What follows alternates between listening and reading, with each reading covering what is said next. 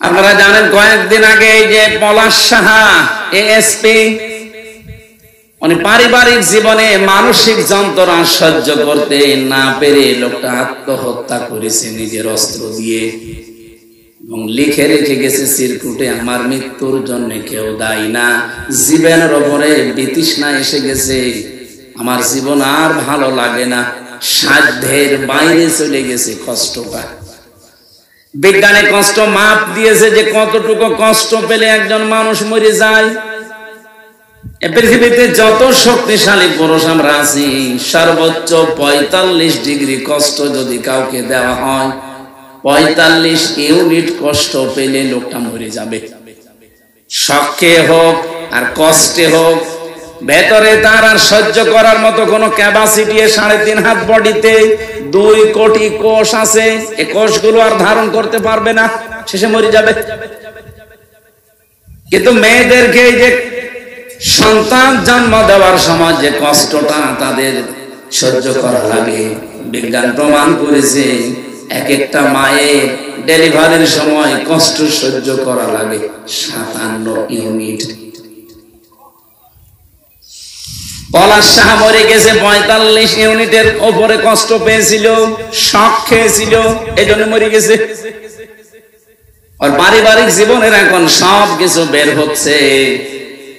আমার মনে হয় এখানে অনেকেই পলাশ সাহার স্ত্রী এবং মায়ের মতো মানুষ মহিলা প্যান্ডেলে আছে, এবং আমরা অনেকে পলাশের মতো আছি। আজ হাজারো পরিবারে মানুষ মানসিক যন্ত্রণায় রোগী হয়ে যাচ্ছে, এমনকি ধুকে ধুকে মরে যাচ্ছে।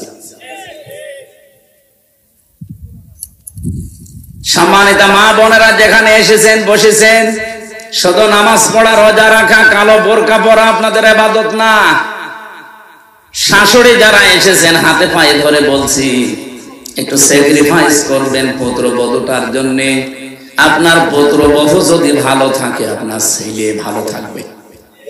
এক কথা বলা যায়। বউ যারা এসেছেন এই পৃথিবীতে সবচাইতে দামি একজন মানুষের কাছে, যেহেতু আল্লাহ রাসূলের পরে তার মা, এই জায়গায় আপনাকেও সেনসিটিভ থাকা লাগবে।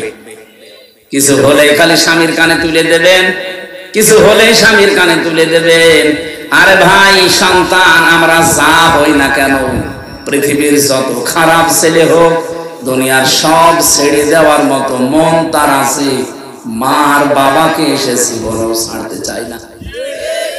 কিন্তু বাধ্য হওয়া লাগে অনেক ক্ষেত্রে। এই পৃথিবীতে এমন স্বামী নেই। এই কথা বলছেন এখন?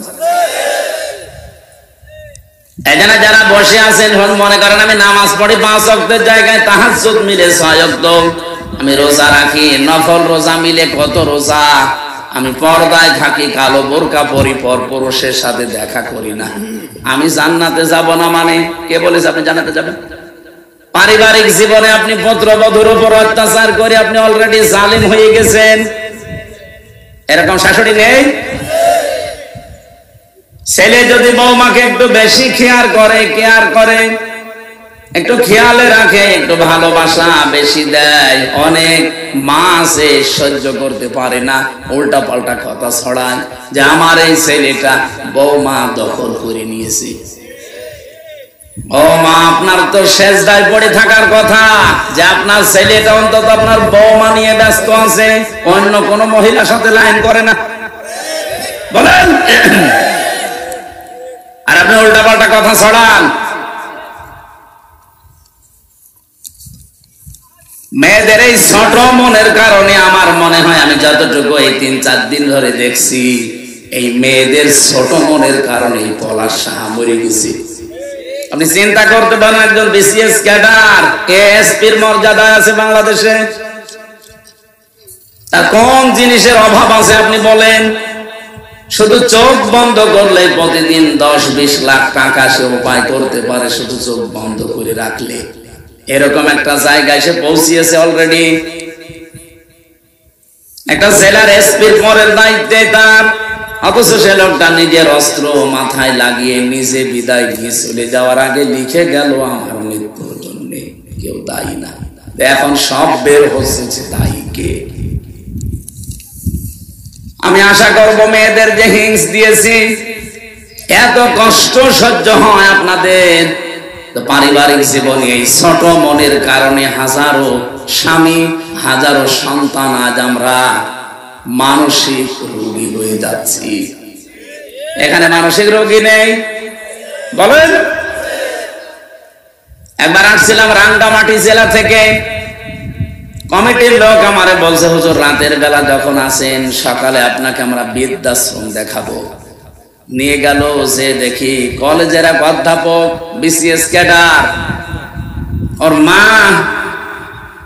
মায়ের পায়ের কাছে বসে ওর মা ওকে বলছে, বাবা আমি যখন মারা যাব আমার এই মাথার উপরে যে ফ্যান আছে এই ফ্যানটা পাল্টিয়ে নতুন ফ্যান লাগিয়ে দিবা। ছেলেটা বলছে, মা তুমি তো মরেই যাবে, তখন আবার ফ্যান কি হবে? মা বলে, বাবা আজ 3 মাস আমাকে এখানে রেখে গিয়েছো, 3 মাসের ভেতরে আসো না, আজকে এসেছো খবর দেওয়ার কারণে যে ফ্যানটা আমার মাথার উপরে আছে, এটা আর ঘরে না। বহুবার এদেরকে বলেছি, এরা আমার কথাও শোনে না, কারণ যতটুকু টাকা দেওয়া হয় ততটুকু খেদমত পাওয়া যায়। যেহেতু টাকা পয়সা তুমি পরিমাণ দাওনি, এই জন্য ওরা ওই পরিমাণ খেদমত সেবার দেয় না। কিন্তু আমার বিশ্বাস, তুমি আমার সাথে যা করলে, তোমার সন্তানও বড় হচ্ছে, কিছুদিন পরে তোমার এই জায়গায় রেখে যাবে। কিন্তু তোমার তো ফ্যান ছাড়া ঘুম হয় না। ছোটবেলা থেকেই আমি তোমাকে কি কষ্ট করে বাতাস দিয়ে ঠান্ডা করে আমি মানুষ করেছি, আমি জানি। এই জন্য তোমার আগাম কষ্টের কথা জানিয়ে দিলাম, ফ্যানটা পাল্টিয়ে দিও, তোমারই ভালো হবে। ওই অবস্থা বলতে বলতে দেখি লোকটার হাতের উপরে ওর মা মরে গেল, হাও মাও করে কাঁদছিল। আমারে দেখে বলছে, হুজুর আমার উপরে খারাপ ধারণা করবেন না, এ দোষ শুধু আমার না, এ দোষ আমার স্ত্রীর। আমার 2টা ছেলে মেয়ে আছে, বারবার স্ত্রী আমাকে বলে, বুড়ি যদি বাড়ি থাকে আমি তোমার ভাত খাবো না, হয় একে রাখবা না আমারে রাখবা। শেষ পর্যন্ত আমি আর সহ্য করতে না পেরে 3 মাস আগে রেখে গিয়েছিলাম। বাবা আমার প্রায় 10-12 বছর আগে মারা গেছে। আজকে আমার হাতের উপরে মাটা মারা গেল। পৃথিবীতে এখন আমাকে নাম ধরে ঢাকার মতো আর কেউ নেই। সাতক্ষীরাবাসী, আমার তো মনে হয় শুধু কলেজের অধ্যাপক না, এখানে অনেক স্বামী আমরা ঠিক ওই রকম অসহায় বসে আছি। সম্মানিত মা বোনেরা, আমি আশা করছি আপনারা মনটা একটু ন্যারো মাইন্ডের করবেন না, ব্রড মাইন্ডের উদার করবেন। একটু ছাড় দেওয়ার মন মানসিকতা তৈরি করেন, দেখবেন পরিবারটা, আরে ভাই না খেয়ে তোকে মরে যায় না। শুধুমাত্র আপনার এই ছোট মনের কারণে অসুস্থ হয়ে আমরা কবরের দিকে চলে যাই।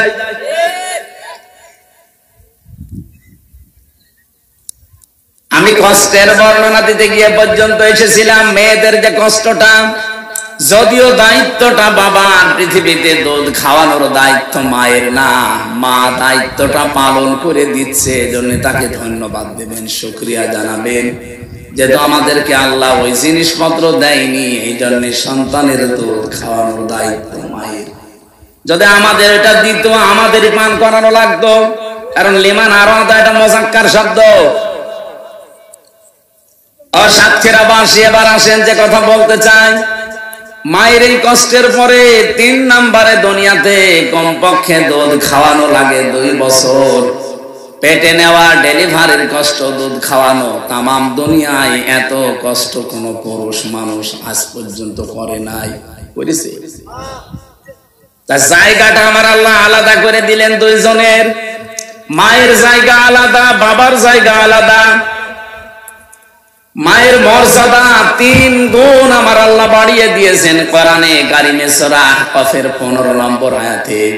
হামালাতুহু উম্মুহু কুরহা ওয়া ওয়াদাআতুহু কুরহা ওয়া হামলুহু ওয়া ফিসালুহু 30 শাহরা। এখানে 3টা কষ্টের কথা আছে। তোমার মা তোমাকে কষ্টের পরে কষ্ট সহ্য করে পেটে বহন করেছে, ডেলিভারির কষ্ট সহ্য করেছে, এমনকি 30 মাস কি 24 মাস পর্যন্ত তোমাকে পেটে নেওয়া আর দুধ খাওয়ানো, এগুলো মিলে প্রায় 30 মাস তোমার পেছনে শ্রম দিয়েছে। সালা সোনা সার 30 মাস।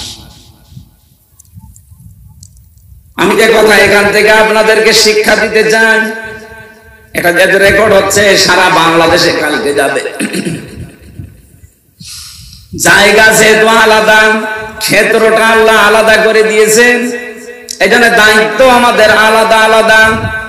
আমেরিকা কোরআন বিশ্বাস করে না, নবীজিকে বিশ্বাস করে না, ওরা প্রকাশ্য শত্রু মনে করে। কিন্তু দেখেছেন কোরআনের আয়াত থেকে এই শিক্ষাটা আজ 236 বছর ওরা মেনে চলছে।